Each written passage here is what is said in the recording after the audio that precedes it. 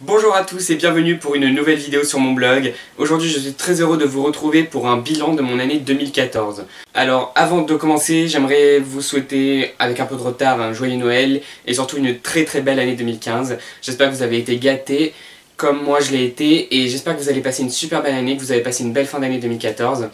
Et surtout, je suis assez content de tourner cette vidéo parce que c'est la première fois que je tourne une vidéo pour mon blog avec mon cadeau de Noël, c'est-à-dire ça. Je ne sais pas trop si vous voyez, mais j'ai eu une caméra pour Noël et du coup, je ne vais plus emprunter à mon père son appareil photo. Peut-être que les vidéos seront de moins bonne qualité, je sais pas trop, j'espère pas, parce que a priori c'est une bonne caméra qui te fait de bonnes vidéos. J'espère aussi que le son va être top, enfin en tout cas cette vidéo ça sera la façon de voir ce que ça va donner avec cette nouvelle caméra. Mais surtout je vais du coup pouvoir emmener cette caméra à la fois chez moi et chez mes parents et à la fois à mon appart. Du coup, je pourrais sûrement vous tourner des vidéos là-bas et ça c'est cool parce que j'ai aussi une bibliothèque là-bas, du coup je pourrais me mettre devant, enfin ça va être cool quoi. Donc j'ai décidé de séparer ce bilan en plusieurs parties qui sont chacune un top, donc un top 5. D'abord le top des 5 vidéos qui ont été le plus vues sur ma chaîne cette année, suivi du top des 5 articles postés en 2014 le plus vus et lus logiquement cette année aussi. Le top 5 des événements littéraires qui ont marqué mon année. Pas forcément les événements littéraires les plus marquants de l'année, mais en tout cas les événements littéraires qui moi m'ont vraiment marqué cette année. Les grands événements du blog qui ont marqué mon année 2014, avant de finir bien entendu par un top 5 de mes meilleures lectures de 2014. Ça fait donc 5 top 5, c'était pas voulu mais c'est bien joué. Alors les 5 vidéos qui ont été le plus vues cette année 2014, donc même si elles n'ont pas été postées cette année, sont en numéro 1, l'inespéré qui a été vu 974 fois. Maintenant elle en est à plus de 2200 vues, un truc dans le genre, enfin moi je trouve que c'est assez un truc de fou. Pour ceux qui ne savent pas, c'est un court-métrage que j'avais tourné avec Tom, donc mon frère jumeau de La Voix du Livre, pour un concours Oxapoloc, donc il fallait faire un court-métrage autour de Oxapoloc et autour d'une musique qui avait été faite par Loïc Ratzek, enfin un nom bizarre, désolé pour la prononciation. Et donc on avait fait un court-métrage en stop motion avec des Playmobil. Et là je sais pas trop pourquoi la vidéo elle a une qualité bizarre, elle est toute écrasée et du coup je suis désolé pour cette mauvaise qualité, mais je vous invite à aller la voir. Moi je suis plutôt content du travail qu'on a fait. On avait eu le deuxième prix, on était passé pas loin du premier prix, mais quand même c'était beaucoup de boulot pour un résultat assez cool et pour une série que j'ai vraiment beaucoup aimé. La deuxième vidéo la plus vue en 2014, c'est la première vidéo des Tribulations de Nat Audrey, qui a été vue 801 fois. En tout cas jusqu'à maintenant, donc le 28, on est le 28 décembre. Je suis vraiment très heureux de m'être lancé dans cette aventure littéraire et youtubesque avec Audrey, donc du blog et de la chaîne Le Souffle des Mots, parce qu'on s'amuse beaucoup, on rigole, vous avez l'air de beaucoup vous amuser. Ça a l'air de vraiment bien marcher, enfin la preuve c'est parmi les vidéos les plus vues. Et du coup, vraiment je suis super content de ça, donc j'espère que ça va continuer en 2015 et que ça va être encore génial. Donc là, il se trouve que c'est la première qui a été le plus vue, sachant que c'était juste une vidéo d'explication, mais je pense que c'est parce que c'est la plus ancienne, que tout le monde va sans doute voir cette vidéo pour avoir des explications précises, tout ça. Enfin, les plus anciennes, on les relaie à chaque nouvelle vidéo, du coup, logiquement, voilà quoi. Et pour cause, la troisième vidéo la plus vue en 2014, c'est les Tribulations de Nat Audrey 2, donc là c'était les premières questions qu'elle répondait, sachant que Audrey avait déjà répondu aux miennes, et il s'agit du thème de Halloween, si je ne m'abuse. Ouais, ça doit être ça. Et elle a donc été vue 728 fois pour l'instant, ce n'est pas fini, ça va sans doute continuer. La quatrième vidéo la plus vue en 2014 est ma bibliothèque Unco, ça s'appelle, et c'est une vidéo où je range ma bibliothèque et je vous présente ma nouvelle bibliothèque avec, en gros c'est un bookshelf tour, mais à l'époque je ne sais pas trop le nom, enfin bref, je vous invite à aller la voir si ça vous dit, c'est possible que ça ait changé, en plus là il y a des gros trous dans la bibliothèque, c'est un peu mal rangé, il y en a aussi à mon appart, tout ça, du coup, là c'est un peu bizarre. Mais j'essaierai de retourner au recoin de la bibliothèque et à vous présenter les différents coins, parce que justement dans cette vidéo je vous demande quel coin vous aimeriez bien voir. Il y en a qui ont répondu, je suis désolé mais je les tournerai sans doute en 2015. Sachant que justement la 5e vidéo la plus vue en 2014. C'est le premier numéro des recoins de ma bibliothèque, alors je sais plus c'était quel recoin, c'était peut-être Gallimard Jeunesse avec non, ou Timothée de Tombelle, tout ça. Et elle a été vue 391 fois, la vidéo date de janvier ou mars, quelque chose comme ça. Et si on devait se cantonner seulement aux vidéos postées en 2014 et vues en 2014, on éjecterait l'inespéré. Les Tribulations d'Audrey serait première, et la 5e, ce serait les coups de cœur de la rentrée littéraire jeunesse que j'ai fait en août ou septembre, je sais plus, qui a été vue 372 fois, donc juste après la bibliothèque. Oui, les recoins de ma bibliothèque. Voilà donc pour le top 5 des vidéos le plus vues en 2014. Je suis vraiment très heureux d'avoir pu me lancer dans cette aventure YouTube, enfin plus qu'avant, parce qu'avant je le faisais, mais c'était vraiment totalement différent. Cette année j'ai vraiment beaucoup plus développé ça, je suis très heureux de l'avoir fait, je pense que ça vous plaît, et vraiment merci de me suivre. On en est à 399 abonnés, presque à 400. Pour certains ça paraît peut-être peu, parce que je sais qu'il y en a, ils ont des nombres d'abonnés mais juste extraordinaires. Pour moi 400 c'est vraiment énorme de me dire qu'il y a 400 personnes qui me suivent sur YouTube, même si tout le monde ne regarde pas les vidéos. Je trouve ça vraiment cool et vraiment super sympa, donc merci de me suivre. N'hésitez pas à vous abonner pour ceux pour qui ce n'est pas déjà le cas. Et voilà, merci. On passe donc au top 5 des articles le plus vus en 2014 sur mon blog. Parce que même si j'ai développé YouTube et que j'adore YouTube, pour moi c'est quand même le blog le principal. Et donc ces articles représentent pas mal, je trouve, ma vie littéraire et bloguesque de 2014, je trouve, et j'en suis vraiment très heureux. J'ai donc publié 81 articles cette année, si je ne me trompe pas, sachant qu'il y en aura peut-être un ou deux en plus d'ici le 31, je suis pas sûr, mais je vais essayer. Et donc c'est assez peu par rapport à tous les autres articles que j'ai fait pendant les autres années. Sur Blogger, le blog il existe depuis 2011 et ça fait presque 600 articles. J'ai eu des rythmes assez peu réguliers cette année, mais je suis quand même content d'avoir pu faire tout ça, et il y a des articles dont je suis très content. Et donc le premier article qui a été vu 295 fois, c'est quand j'ai 17 ans, donc un article que j'avais posté quand j'ai eu 17 ans, en janvier, le 30 janvier pour être plus précis, où j'avais chroniqué des romans tels que Les Aventuriers du Temps, Atlas peut-être, Double Jeu, enfin vraiment des coups de cœur, et l'article a été beaucoup lu visiblement. J'étais assez content de cette chronique, elle a l'air de vous avoir plu et j'ai vraiment beaucoup aimé ces romans, donc n'hésitez pas à aller y jeter un nouveau coup d'œil pour voir de quoi il retourne et pour me dire ce que vous pensez de cet article, hein, si vous ne l'avez pas encore lu. Vraiment n'hésitez pas à aller lire les articles dont je vais vous reparler maintenant. Le deuxième article le plus vu en 2014 est à nouveau un article qui commence par le mot quand, parce qu'il s'agit de Quand la vie nous fait mal. Un article donc un peu moins gai, assez triste même, parce qu'il traitait de livres assez durs. Donc dedans il y avait Bloc de haine que j'avais pas trop aimé mais qui en même temps restait un très bon roman. Écoute battre mon cœur, il y avait aussi Falling de Kat Clark qui est vraiment une très belle nouvelle, très courte. Oui, c'est une nouvelle en même temps.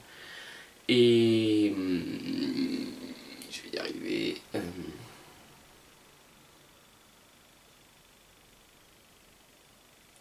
Lucide, qui est un des meilleurs romans que j'ai lu en 2014. Donc cette chronique me tient du coup un peu plus à cœur, et je pense que j'oublie un des romans qu'il y a dans cette chronique, c'est peut-être Ce qui ne nous tue pas d'Antoine Doll, qui était aussi un roman magnifique. Je suis pas sûr, mais c'est peut-être ça. Allez jeter un tour pour vérifier, et n'hésitez pas à me dire encore une fois ce que vous en avez pensé, et si vous avez lu ces romans aussi, n'hésitez pas à me le dire. Ça me ferait très plaisir d'échanger avec vous et de partager sur ces romans. Le troisième article le plus lu en 2014 est sans doute l'article qui me tient le plus à cœur parmi tous. Il s'agit bien entendu de Les histoires nous inventent. Donc là c'est une citation de Timothée de Tombelle, parce qu'il s'agit de ma chronique du livre de perles, le nouveau roman de Timothée de Tombelle sorti cette année.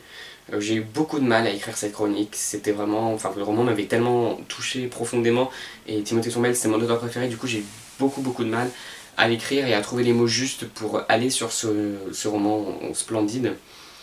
Et ça, vraiment, j'ai eu l'impression de sortir les mots de cette chronique du plus profond de mon cœur de lecteur, et après coup ça a été difficile de revenir pour bloguer et pour écrire des chroniques.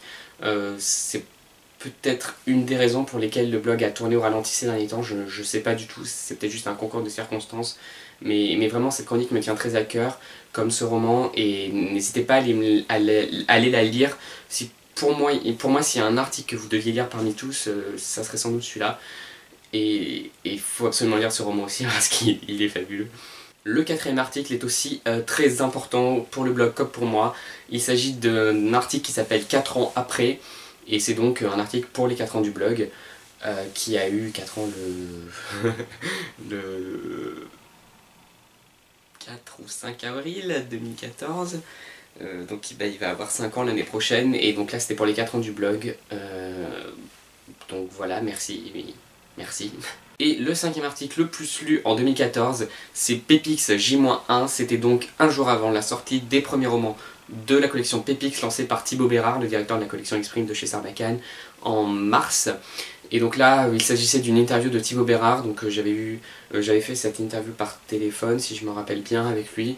C'était vraiment un super bon moment, et c'était vraiment très intéressant.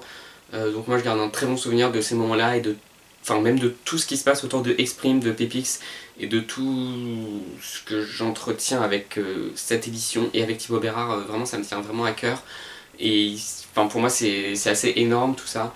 Et du coup n'hésitez pas à aller lire cette interview. Thibaut Bérard c'est un type génial, et tout ce qu'il peut dire à propos des romans qu'il édite, etc. c'est très intéressant, donc n'hésitez pas à cliquer tout de suite pour aller voir l'article. Et on peut en parler si ça vous dit. Voilà donc pour les 5 articles les plus lus en 2014. On va donc passer au top des 5 événements du blog et de la blogosphère qui ont marqué mon année 2014.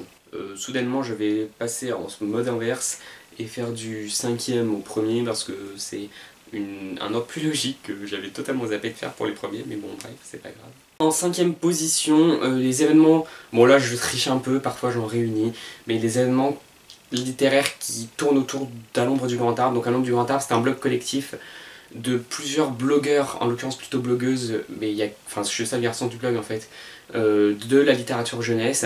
Cette année, en plus du swap de Noël qu'on a fait, on a fait un book camp, donc on s'est retrouvés tous les 10, si je ne m'abuse, chez l'une d'entre nous. Et on a passé un week-end ensemble à parler de livres, à lire, à s'échanger un swap, à manger, à dormir, enfin tout ce que vous voulez. Et c'était vraiment un moment vraiment très marquant, génial, où on met des visages, des mots, des voix derrière des pseudos et des messages sur un forum ou un blog. Et on a partagé quelque chose de très très intense, alors qu'on se connaissait que virtuellement. Moi j'en garde un super bon souvenir, et c'est vraiment quelque chose qui donne un sens à notre activité de blogueur. C'est faire des rencontres derrière un écran et ensuite les concrétiser dans la réalité. C'est vraiment un truc énorme, et moi si je pouvais vivre ça tout le temps, ça serait juste extraordinaire. Donc j'ai fait plusieurs articles sur ça, je les mettrai en barre d'infos, n'hésitez pas à aller les lire, en tout cas à aller jeter un coup d'œil sur le blog d'À l'ombre du grand arbre et sur les blogs de mes collègues qui sont tous géniaux, que je vous recommande. Et surtout si vous êtes parent, que vous recherchez des albums ou des romans pour vos enfants ou même pour vous, il y a plein de conseils dans chacun de ces autres univers, sachant que maintenant on est un peu plus qu'avant. En 4e position, j'ai mis le challenge Bookineur en couleur, qui était créé par l'IA avant, qui avait été créé par l'IA avant, qui était géré par elle, qu'elle avait abandonné et que j'ai eu envie de reprendre sur le blog. Donc depuis octobre, il y a ce challenge sur mon blog. C'est un challenge où il s'agit de lire le plus de livres possible, dont la couverture a pour couleur principale une couleur qu'on a définie, donc ce pendant un mois et demi. Il y a eu le rouge, en ce moment c'est le bleu. Je vais lancer un peu en catastrophe le vote pour début 2015, quelle couleur ce sera. Pour l'instant il n'y a pas beaucoup de participants, j'espère que ça va s'élargir un peu, mais moi ça me permet vraiment de ressortir des livres de ma bibliothèque, de ma palle, pour les lire, et je trouve que c'est vraiment un truc génial. Donc n'hésitez pas à venir participer, je mets les liens vers les vidéos et les articles en barre d'infos, tout ça comme d'habitude, voilà. En 3e position, c'est un truc un peu général, mais c'est tous ces petits événements qui ont mené un plus gros événement autour de la saga Jonah. Donc Jonah, c'est une saga de romans jeunesse parue chez Didier Jeunesse, qui est juste géniale, passionnante, super bien menée et écrite avec des personnages hauts en couleur, attachants, enfin une saga hyper touchante et bien menée que je vous recommande vivement. J'avais fait des articles sur mon blog, j'avais rencontré l'auteur, je lui en avais parlé du coup avec la contact presse de DC Jeunesse, tout ça. Et au final, il se trouvait que on m'a contacté en septembre pour me proposer de gérer la page Facebook officielle de la saga. Donc je vous mets le lien vers cette page Facebook que je gère donc depuis 3 mois. Pour moi, c'est une aventure très enrichissante, qui prend beaucoup de temps aussi, mais qui est passionnante et que je suis très heureux de partager avec l'auteur et Didier Jeunesse pour promouvoir cette saga qui mérite vraiment d'être connue, que je vous recommande très vivement et qui vaut le coup, qui en est à son 3e tome, sachant qu'il va y en avoir 6 si je ne me trompe pas, et donc les 2 prochains vont paraître là dans le courant 2015, enfin, ça va très vite et du coup sautez sur l'occasion si vous voulez une bonne saga littéraire jeunesse, c'est française en plus, c'est la saga qu'il vous faut. En 2e position, c'est tout simplement cette chaîne YouTube que j'avais un peu délaissée, que j'ai décidé de reprendre, et le blog, j'avais mis ça dans un article au début de l'année qui s'appelait Le blog prend de l'ampleur, donc il y avait le Tumblr, oui ce mot est imprononçable, qui n'a pas du tout été développé, j'ai pas le temps, j'ai déjà trop de trucs à faire, et cette page YouTube que j'ai de plus en plus développée, enfin de plus en plus, pas tant que ça finalement, mais avec quand même des vidéos, donc bilan, ça j'en ai fait un, mais je vais essayer d'en faire plus l'année prochaine, des vidéos sur ma bibliothèque, des vidéos avec des coups de cœur, donc pour la rentrée littéraire jeunesse, des sélections, tout ça, et notamment l'aventure Tribulation de Nato dont dont je vous ai déjà parlé, qui est une aventure juste géniale, avec Audrey de la chaîne et du blog Le Souffle des mots. C'est pour moi un des grands moments bloguesque entre guillemets et littéraire de mon année 2014, et je merci de me suivre, de regarder ces vidéos, et donc en l'occurrence cette vidéo, et presque 400 abonnés, pour moi c'est énorme, donc merci 1000 fois. Et le top 1, l'événement de mon blog le plus marquant cette année, je pense, outre ces 4 ans, parce que d'une certaine manière c'est pas si exceptionnel, puisque il a 1 an tous les ans mon blog, quoi, mais 4 ans ça commence à faire grand. C'est le fait que j'ai acheté pour mon blog un nom de domaine, donc qui n'est plus...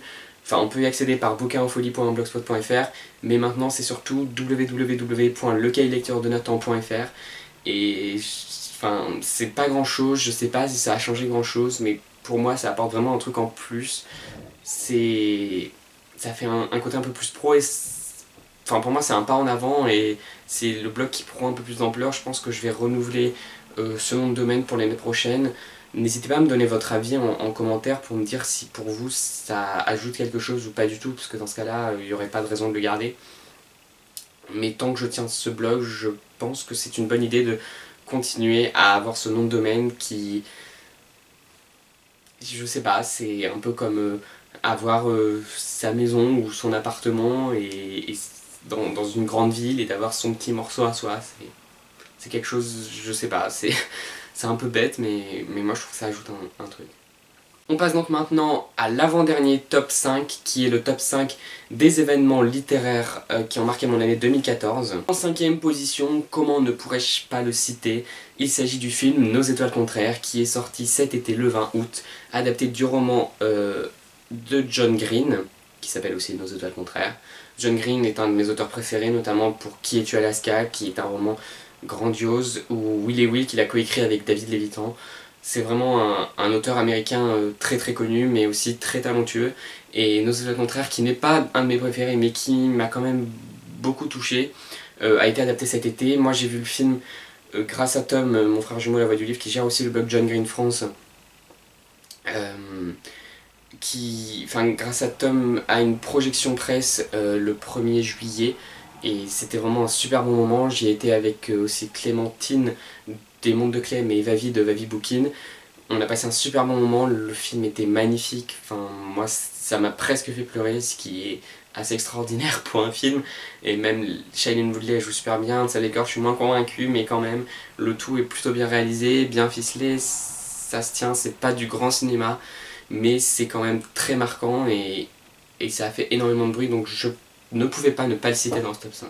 En quatrième position, quelque chose dont je vous ai déjà un peu parlé dans le top 5 des articles les plus lus, il s'agit de la création de la collection Pepix par Thibaut Bérard qui avait déjà créé la collection Extreme chez Sarbacane. Donc Pepix c'est aussi chez Sarbacane, c'est une collection de romans pour les 8-12 ans. Grâce à Thibaut Bérard j'ai pu entre guillemets participer à cette création, en tout cas la suivre de près et participer un petit peu à la propulser grâce à mon blog. J'en ai beaucoup parlé et j'ai essayé de soutenir le mieux possible. Aujourd'hui enfin je les ai pas tous lus, j'ai du retard, j'en ai encore à lire, mais je suis vraiment content d'avoir pu suivre un peu cette création dont Thibaut Bérard m'avait parlé déjà au dernier salon du livre de Montreuil en 2013. Enfin pour moi c'était vraiment un des événements les plus marquants de la vie littéraire jeunesse en tout cas cette année, et je vous recommande cette collection parce que c'est une collection vraiment très bien faite pour les enfants mais aussi pour les grands enfants, et les romans sont de super bonne qualité, ils sont très drôles, très légers, très enlevés, aussi très originaux, donc n'hésitez pas à aller la découvrir. En troisième position de ce top 5, j'ai mis le Salon du Livre de Paris. C'était la première fois que j'y allais en mars.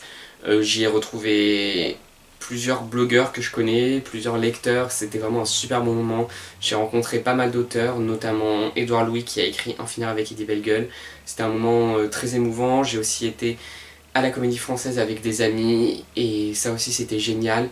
Enfin, le Salon du Livre de Paris c'est totalement différent du Salon du Livre de Montreuil. Enfin là c'est la littérature générale, en plus c'est un truc énorme, il y a un côté très mondain, il y a plein de célébrités qui viennent faire leur petite sortie du week-end, donc c'était assez surprenant, assez froid et impersonnel parfois, mais c'est quand même un grand salon du livre où j'ai passé de super bons moments, et les salons du livre c'est toujours génial.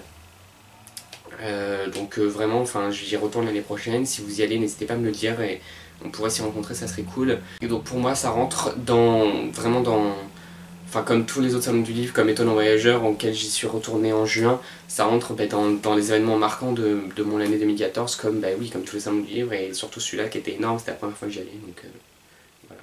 En deuxième position, là je réunis un peu, même s'il y en a un des deux qui est plus important, c'est entre quelque sorte la rentrée littéraire de Gallimard Jeunesse, qui a publié Tant que nous sommes vivants, que j'ai lu en juin, mais qui a été un énorme coup de cœur, un roman qui m'a touché très profondément, qui a cette dimension universelle vraiment étonnante, envoûtante et passionnante. Et surtout l'autre roman qui m'a beaucoup marqué, qui est sorti le 6 novembre.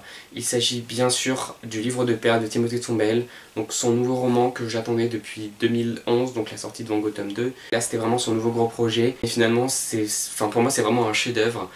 Et du coup je suis absolument pas déçu, bien au contraire, pour moi mon amour pour ce roman va au-delà des mots, et c'est vraiment un des événements les plus marquants de mon année 2014. Comme l'avait dit Charlotte sur le blog On lit plus fort de Gallimard Jeunesse, il y a les années avec Timothée Tombelle et il y a les années sans Timothée Tombelle, et cette année 2014 c'était une année avec, alors c'était génial. Et bien sûr, l'événement littéraire de mon année 2014 le plus marquant, c'est le Salon du Livre et de la Presse Jeunesse de Montreuil, qui a eu lieu du 26 novembre au 1er décembre si je ne me trompe pas.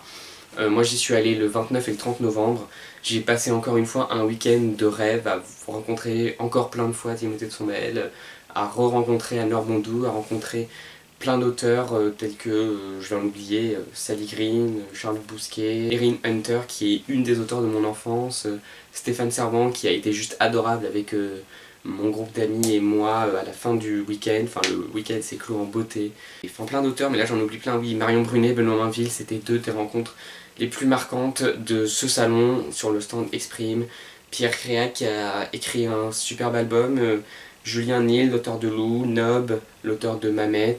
J'ai revu plein de blogueurs, notamment Vavi, Clémentine, Audrey, Marianne, j'en oublie. Mes amis aussi, un clin d'œil à mes poussins d'amour qui font aussi partie bien entendu de mon année 2014 avec notamment notre semaine de vacances cet été, mais voilà, j'en fais juste un coucou vite fait. Montreuil c'est toujours un moment hyper intense, l'année dernière ça avait été 5 jours là-bas, donc c'était énorme, cette année même en 2 jours c'était quand même énorme. J'ai hâte de remettre ça l'année prochaine et voilà, enfin j'espère que je pourrai encore y aller longtemps et que ça sera toujours aussi bien, parce que moi c'est un peu le Noël de l'année. Enfin quand j'étais petit j'attendais trop Noël, maintenant j'attends trop le salon du livre de Montreuil en décembre, donc c'est quelque chose d'énorme. Et je vais donc pouvoir passer à mon top 5 de mes plus gros coups de cœur de 2014. En 5e position, Hors de moi de Florence Niquel, publié chez Talent Haut. C'est un roman spin-off de L'été où je suis né, de la même auteure, paru chez Scripto, chez Gallimard Jeunesse. L'été où je suis né, c'est un court roman qui m'a beaucoup marqué en 2012, je crois, que j'ai relu l'été 2013, que j'ai relu là pour la sortie d'Hors de moi. Et c'est un roman, enfin là il paraît assez épais, mais en fait il fait 200 pages et c'est écrit à gros à l'intérieur. Il se lit très vite, il est très touchant. La plume de Florence Niquel est poétique, en même temps très sensible, et elle touche avec beaucoup de délicatesse les sentiments de son personnage. Donc là c'est Sophie, une jeune adolescente qui tombe enceinte et qui doit faire face à cette épreuve avec sa famille et avec elle-même, et c'est vraiment une histoire très bien racontée, très fragile et en même temps très touchante, que je vous recommande vivement. En 4e position, La gueule du loup de Marion Brunet, paru dans la collection Exprime de Sarbacane. Comment pourrais-je faire un top 5 de mes coups de cœur d'une année sans y faire figurer un Exprime? Cette année c'est un Marion Brunet, comme l'année dernière, je sais pas si elle était dedans, mais son premier roman Frangine m'avait beaucoup touché. Là c'est un roman thriller psychologique avec une entrée dans une aventure à Madagascar avec ces deux jeunes filles, Mathilde et Lou, qui se retrouvent poursuivies par un homme qui ne leur veut pas du bien.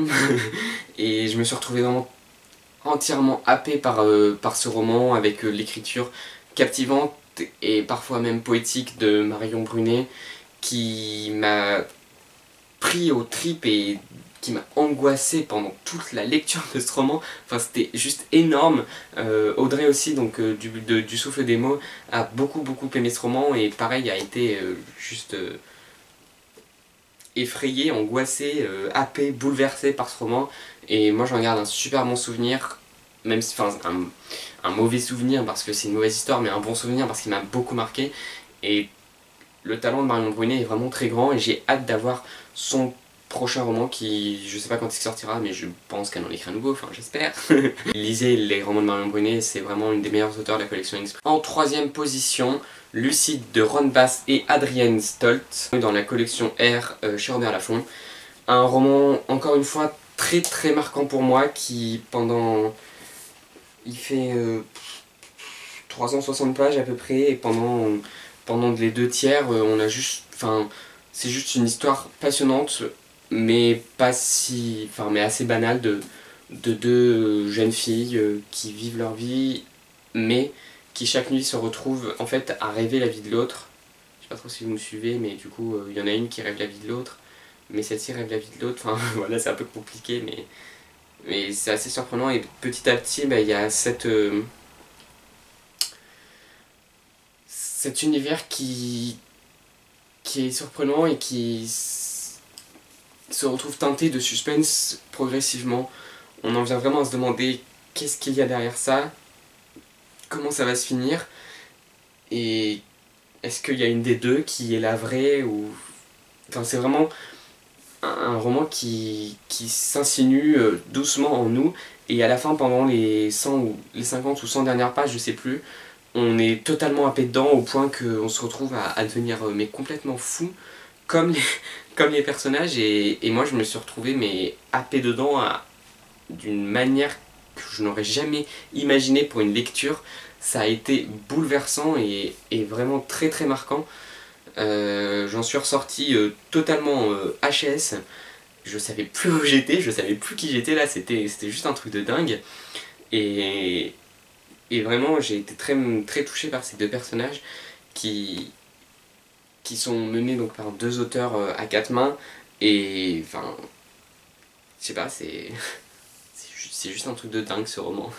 En seconde position, Tant que nous sommes vivants de Anne-Laure Bondou, un roman paru chez Gallimard Jeunesse pour la rentrée littéraire, qui est une pépite, une merveille, juste un roman incroyable, un chef-d'œuvre même. C'est un roman très profond qui est mené avec une plume fascinante et à la frontière des contes, des mythes, des récits bibliques, de la poésie, et le tout est vraiment peint avec une délicatesse, une douceur et en même temps une force et une flamme de désir et d'amour et de vie qui consume tout. Enfin, moi je suis ressorti de ce roman totalement changé. J'espère pouvoir le relire très vite là en début 2015. Je sais pas si j'aurai le temps mais j'aimerais beaucoup pour pouvoir redécouvrir cette histoire. S'il n'y avait pas eu le top 1 dont vous connaissez sans doute déjà l'identité, ça aurait été mon coup de cœur de 2014. Malheureusement pour Anne-Laure Brandou, il y a eu aussi en 2014, qui est mon top 1, Le Livre de Perles, le nouveau roman de Timothée de Fombelle, paru chez Gallimard Jeunesse. Comme vous pouvez le voir ici, il y a plein de citations que j'ai mises. Et encore là, c'est que celle de quand j'ai relu le livre, au début des vacances de Noël, puisque j'en avais déjà aussi mis dans les épreuves non corrigées que j'ai lu fin octobre. Ce nouveau roman, pour moi, c'est vraiment un chef-d'œuvre qui dépasse juste tout ce qu'on peut dire sur un roman. Enfin, pour moi, ça va au-delà des mots. C'est une histoire qui parle de contes et d'histoires et de la lecture ou juste du fait de raconter des histoires qui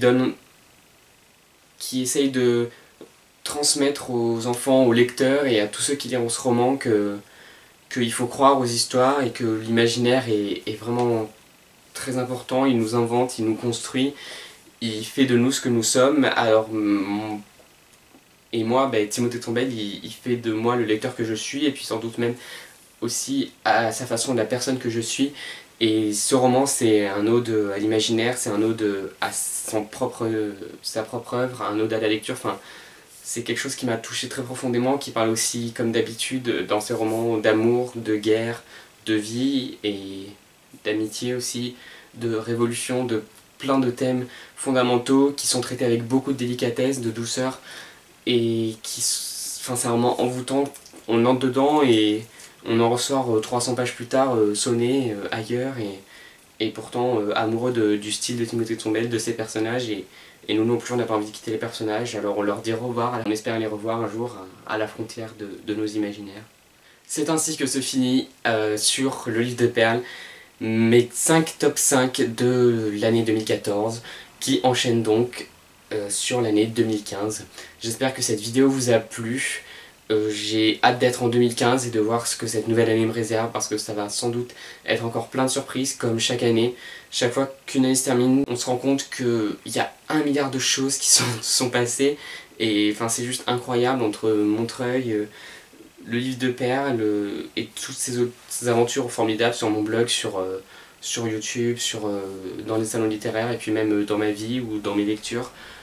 Enfin, c'est juste incroyable. Je vous réserve déjà pas mal de choses pour le début 2015 parce que le blog est un peu parti à l'abandon ce dernier mois et je reviens en 2015 avec plein de nouvelles idées et plein d'envies et plein de choses que je ferai sans doute pas toutes mais c'est l'essentiel, c'est d'arriver au début d'une nouvelle année avec plein de projets, même s'ils ne se réalisent pas tous, il y en a bien quelques-uns qui arriveront à terme et il y en a d'autres qui naîtront et il y a plein de choses géniales qui vont se passer, donc j'espère que vous aussi il y a plein de choses géniales qui vont se passer. N'hésitez pas à venir me parler de toutes les choses géniales qui sont passées en 2014 et toutes les choses géniales que vous voulez voir se passer en 2015. Je vous dis merci de me suivre sur Twitter, sur Facebook, sur mon blog, ici. Merci de me soutenir et j'ai hâte qu'on se retrouve en 2015. Je vous souhaite une belle fin d'année 2014 et surtout une très très belle année 2015.